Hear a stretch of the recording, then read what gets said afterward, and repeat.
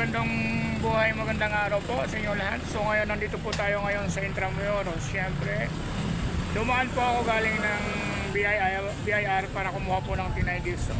Nung papunta po ako ng 7-Eleven, nakita ko po itong si Bubay. Ayan, Bubay po yung pangalan niya.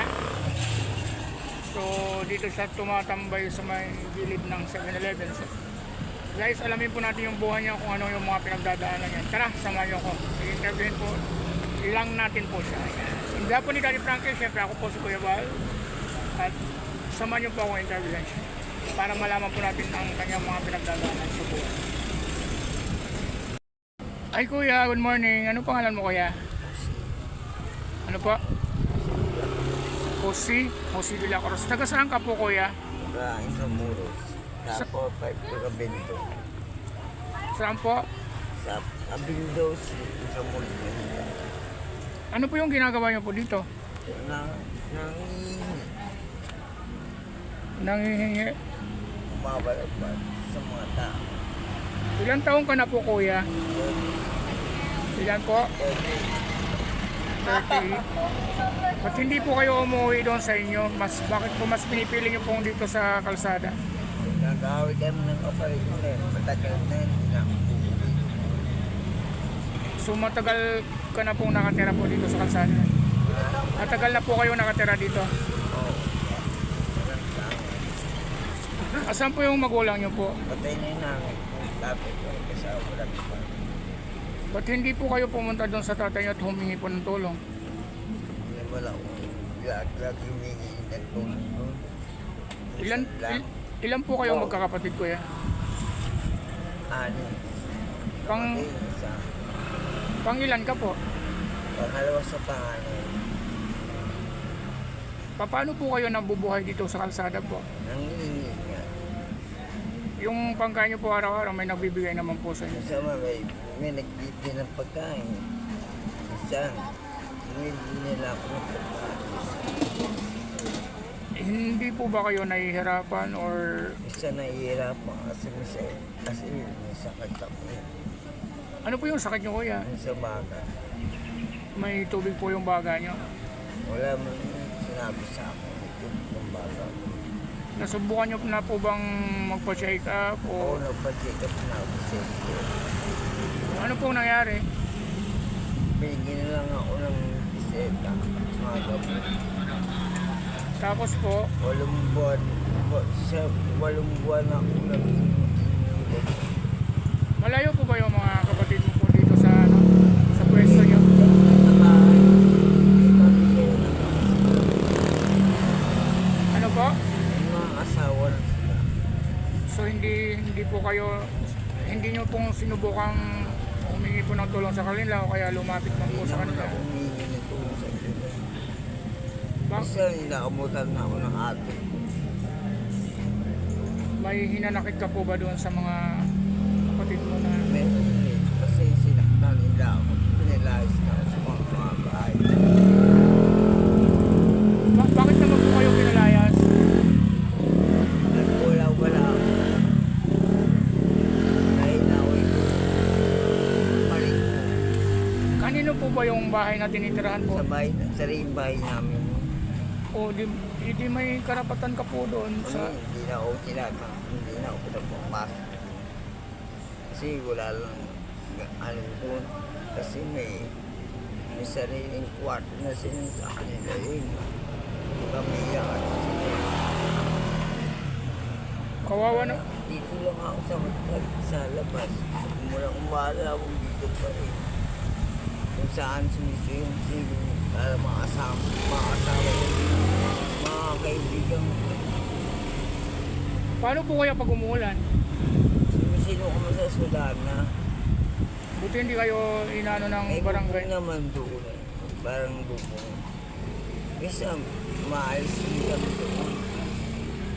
Ah, Kasi minsan maangkit pag sobrang lakas ng ulan. dapat po kinukuha ka po ng kapatid niyo po kasi tulad po yan ngayon, may sakit po kayo, tapos paano na lang po yung kalagayan niyo?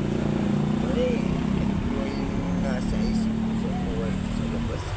Ano yung kaya iniinom kayong gamot, tapos gano'n? Dati meron, ngayon wala na. bayad yan eh. Bayad sa minsan nahihirapan ako. Yun nga. Hindi po, baka libre naman po yung check-up po dito. Bakit hindi po kayo magpa-check up sa center? Na, pag-check up na ako. Hmm. Kumain na po ba kayo, kuya? Kunti lang kinain. Sa bola yung ulam ko. Gusto niyo pong kumain? Mama, Kaya po bigyan ko na lang po kayo ng pangkain, kuya. Kawawa naman po kayo, ano. So ano po yan? Dito lang po yan kayo hanggang hapon. basta lumilipit ako pag mainit na dito. Doon ako sa Kapila, sa Magallanes, sa pinupunta namin yung ship. Doon ako natutulog. O, Papahingan doon sa Malili. Doon yung mga pulo. dapat po lumalapit po kayo sa barangay kung saan po kayo nakarehistro. Dahil, minsan wala naman ay nagagawa. Barangay. Sa minsan lang meron, minsan wala. Kawawa naman kayo, kuya. Pare, ngayon, dito pa rin sa rin sa So, paano na lang po yan yung pangangailangan nyo po araw-araw? Saan po kayo naliligo niyan? Pag ano po, yung nagsisiyar po kayo? hindi naman, may bayad. Ano po? May bayad sa siya. Tapos yung paliligo nyo po? Isang, ano lang mo, balag. Wala yung iba. So ayan po mga beshi, no, kawawa naman si kuya. Sobrang payat na po siya. Dito lang po sa Centro Moro sa Katiran. Ayan. Gusto nyo po, kuya, ano yung batiin nyo po yung tatay nyo o kaya yung may anak na po ba yung tatay nyo po sa ibang bago niya pong asawa? Ano po? Pamilya na lang. Gusto nyo pong batiin nyo po, siguro okay lang po ba kuya na i-upload po ito sa sa social media para po makita po ng mga kapatid mo at saka yung tatay mo. Kung halimbawa po yung isipin nyo po na ito po yung pagkakataon nyo po para batiin nyo po yung tatay nyo kaya yung mga kapatid nyo po. Ano pong gusto nyo pong iparating sa tatay nyo po? Ano sumpal sa ama ko, tulungan na lang ako. Na para, minsan ay nararamdaman ko yung parang bumabalik yung sakit. Doon naman po sa mga kapatid nyo po, kuya. Bigay nila, nila ako. Tulungan nila ako minsan. Kaya kuya, no, so bibigyan na lang po kita ng pangkain nyo po. Ayan, sandali. Ayan mga beshi, kawawa naman po si kuya. So galing po ako ng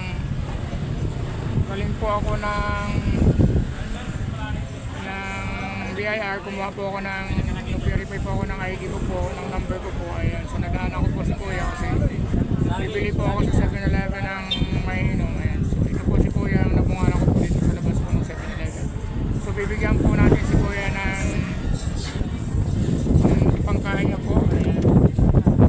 Sana po mapanood po ito ng tatay sa kayong kapatid niya. Sa mga kaibigan mo kuya, gusto mong mag-shoutout sa akin?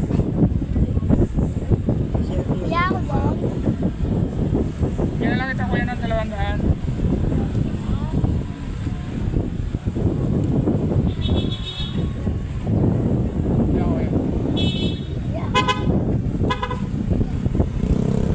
Ayan.